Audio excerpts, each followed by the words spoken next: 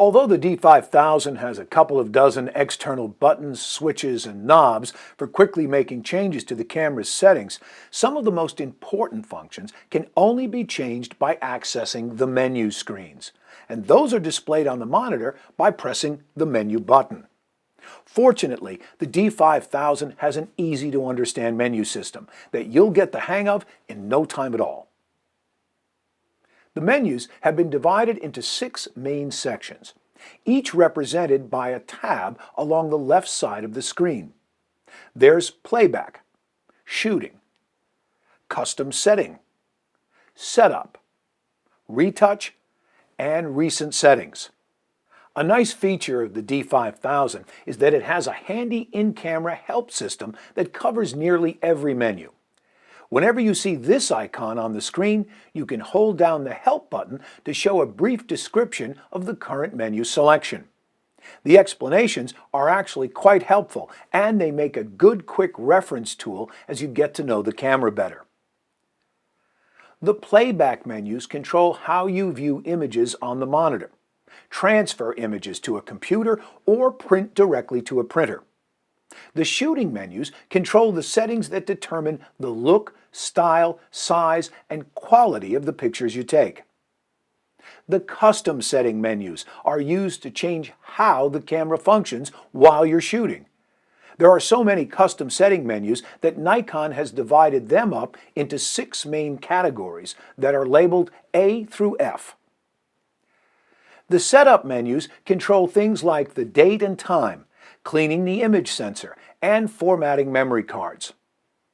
The retouch menus allow you to make a variety of in-camera adjustments and enhancements to images after they have been shot.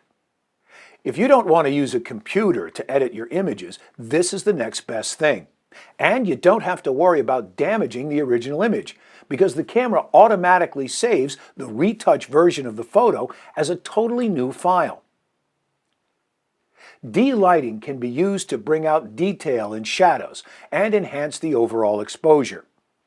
Red eye correction automatically detects and compensates for the annoying red eye effect sometimes caused by the flash. Trim can be used to produce cropped versions of your images.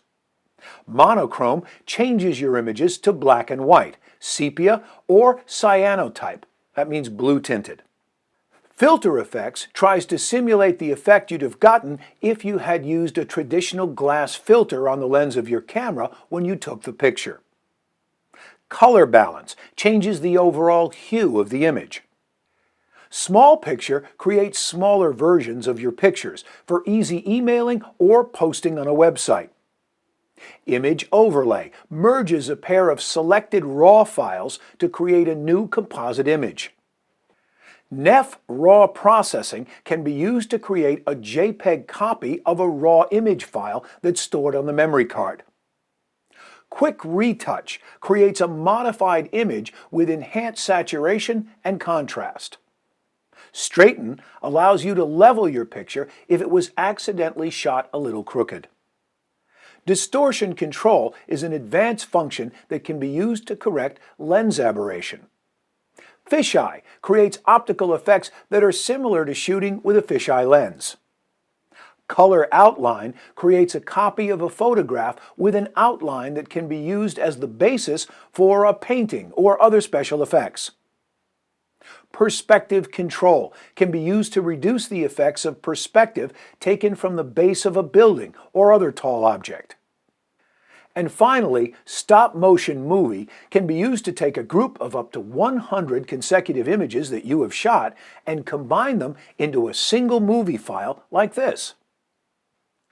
To create this time-lapse effect, I first used the D5000's interval timer shooting mode to shoot a series of 100 photos, and then used the Stop Motion Movie function to string them all together as a movie file.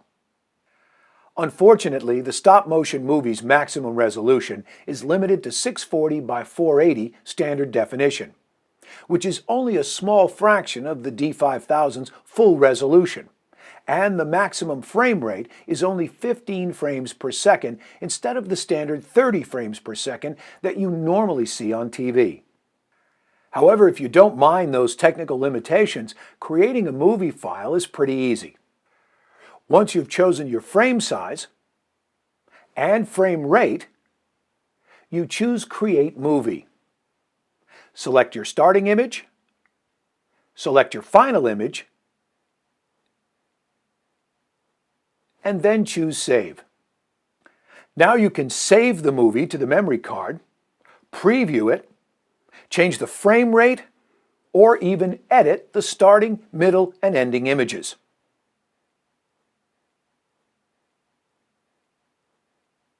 When it's done, you can press the OK button to play the movie back. I guess that before we move on, this is as good a time as any to stop and talk about the D5000's interval recording function for shooting time-lapse sequences. First of all, to shoot a time-lapse, make sure the camera is framed up perfectly on the shot you want and locked down with a nice sturdy tripod that won't move. Now, I always shoot at least one test shot to make sure everything looks good. If it does, then I make a note of the shutter speed and aperture that the camera used, and then switch to the manual mode and dial in those exact settings manually. Why? So the camera doesn't change the exposure settings during the time lapse. Even a slight shutter speed or aperture change in the middle of the time lapse will ruin the effect. So manual is the only safe exposure mode. Now go to the Shooting menu tab and choose the Interval Timer Shooting menu. Your first decision is whether you want to begin shooting the time-lapse immediately after you finish setting it up, or do you want to program the camera to begin at a certain time of day. Normally, you'll choose Now by pressing the right arrow button. How much time do you want to elapse between each photo the camera takes? That's called the interval. The longest interval is 1 frame per 24 hours, and the shortest is 1 frame per second. I'll choose 1 second for this example. Now you have to decide how many photos you want the camera to take during the time lapse. 999 is the maximum. Some things to consider when setting up a time lapse are: how much time do you want to wait around for the time lapse to finish? How long will your battery last? Is it going to die in the middle of your time lapse? And is your memory card going to fill up before all those pictures have been recorded? I'm going to choose 10 frames for this example, so it finishes quickly. But in a real situation, 10 frames probably wouldn't be enough. Now I select On and step away from the camera and let it do its thing. Now, if for any reason you want to cancel the time lapse in midstream, you'll have to turn the camera off. When the camera is finished, it will revert back to the normal shooting mode. Now you can convert those pictures into a movie, transfer them to your computer, print them out, or do whatever you want with them, because each frame is just a normal standalone full-frame photograph, just like any other picture that the camera takes. So, getting back to the retouch functions we were talking about before we got sidetracked, I suppose they can be okay for times when you want to make some simple image adjustments, but either don't have the time or don't want to be bothered with using a computer.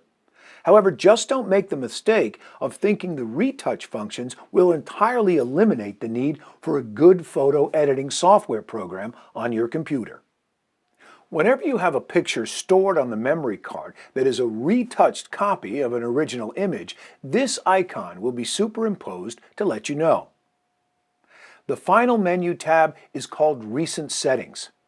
Here you'll find a list of up to 20 of the last menus that you've changed on the camera, sorted in the order that you most recently used them. These shortcuts make it very easy to return to the menus that you use most often without having to dig down through layers and layers of menus to find them every time. Personally, I like the Recent Settings menu a lot, but the D5000 also offers an alternative feature called My Menu that you may prefer instead. My Menu lets you choose up to 20 of your favorite menus from throughout the menu system and create your own customized menu page with all of them grouped together in one easy-to-find place. And that's really a great feature, because even though the D5000 has dozens and dozens of menus, you'll probably only use a handful of them on a regular basis. So why not put the ones that you use most often all in one place? It's kind of like creating shortcuts on your computer's desktop for the programs that you use every day. Here's how it works. Go to the Recent Settings menu page and scroll down to the Choose Tab menu and select it. This is where you can decide if you want to use the My Menu function or the Recent Settings function. You cannot use both of them at the same time. Let's choose My Menu. As you can see, there aren't any menus listed because I haven't added anything to it yet. So let's scroll up and choose the Add Items command. Now I can browse through a list of all the other camera menus and choose the ones that I want to add to My Menu. For example, let's choose Image Quality by highlighting it, pressing the OK button, and then pressing the OK button again to confirm. Notice that Image Quality is now at the top of the My Menu list. Through the magic of editing, I'll go ahead and add 3 other menus to the list. Now, whenever I want to use any of these 4 menus, I won't have to hunt them down or try to remember where they are located within the menu hierarchy, because I've got these shortcuts conveniently located on this one customized menu page. Later, if I change my mind, I can always use the Remove Item command to delete a menu from the page, or I can choose Rank Items to change the order that they appear on the page. And I can select Choose Tab to revert to using the Recent Settings menu page instead of My Menus. The D5000 is a very versatile camera. Now, there isn't time on this DVD, nor is it necessary to explore all the menus one by one. Many of them are self-explanatory, and we'll be discussing the most important menus during upcoming chapters. However, there are a few noteworthy custom settings and special features that I'd like to point out before we move on to the next chapter. First, let's take a look at how to customize the function button that we saw earlier on the front of the camera. If you remember, this button normally serves as the self-timer button, but as I said, you can change its function so that it does something else instead. What I didn't tell you before was how to customize the button. So let's press the menu button, and then go to the Custom Setting menu tab, and then choose F Controls. The menu called F1, Assign Timer Function Button, is the setting that determines what the function button does when you press it. There are 8 choices: Self-Timer, Release Mode, Image Quality and Size, ISO Sensitivity, White Balance, Active D-Lighting, Plus Nef RAW, and Auto Bracketing.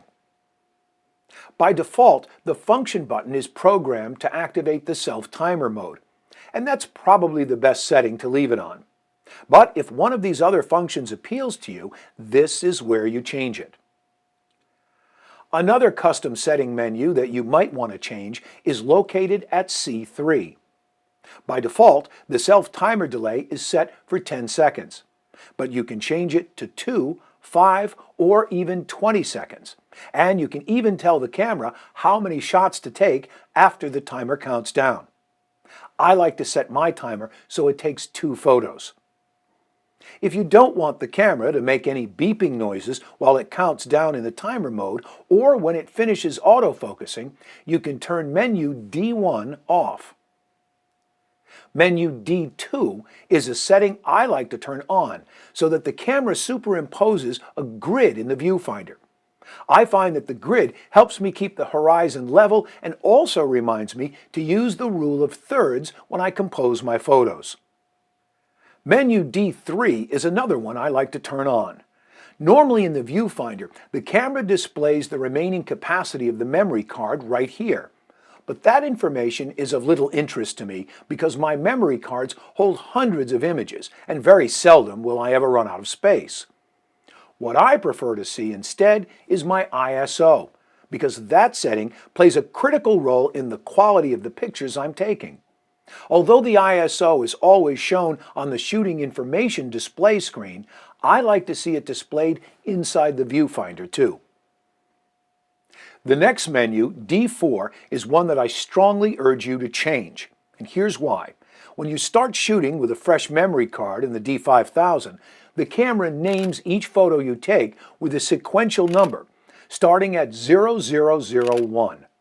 However, after you've transferred those photos to your computer and you've reformatted the memory card or inserted a second memory card, the numbering will start all over again from 0001. So that means you can end up having multiple pictures stored on your computer with the exact same file name. That can be a big problem because of the danger of accidentally overwriting an important photo with another image that has the exact same file name. That's why I recommend that you change the file number sequence menu to on. Now the D5000 will not restart the numbering sequence over again at 0001 when you change memory cards. Instead, it will continue counting up from the last number used, thus avoiding the danger of having duplicate file names. Now let's jump out of the custom setting menus and go to the Setup menu tab. Now we already saw how to format a memory card. This menu can be used to adjust the brightness of the LCD screen. And this menu is the one I want to talk to you about next. The Info Display Format menu is where you can customize the style and color of the shooting information display. If you recall, this screen is called the Shooting Information Display. But what I didn't mention earlier is that you can customize it. There are two styles, Graphic and Classic. Notice that the Classic display eliminates the animated exposure graphic. Plus it makes the shutter speed, aperture, and autofocus area indicator displays larger and much easier to read. Personally, I prefer the Classic display, but the choice is yours. And that's not all. In addition to choosing a style, you also have several choices for background color. To change the color and/or style, you use the Info Display Format menu. Notice that you can choose one style for the point-and-shoot exposure modes and another style for the advanced exposure modes. For example, let's change the display of the advanced modes. First, I pick a style. Then, I choose a color. And then I press the shutter button halfway down to see the results. I like it. Well, that's really about all the menus we need to cover for right now. As I said, the important ones will be covered later, and the rest are either self-explanatory or should only be changed by advanced users who already understand what they do. And don't forget that anytime you see this icon on the screen, you can press the Help button to get more information.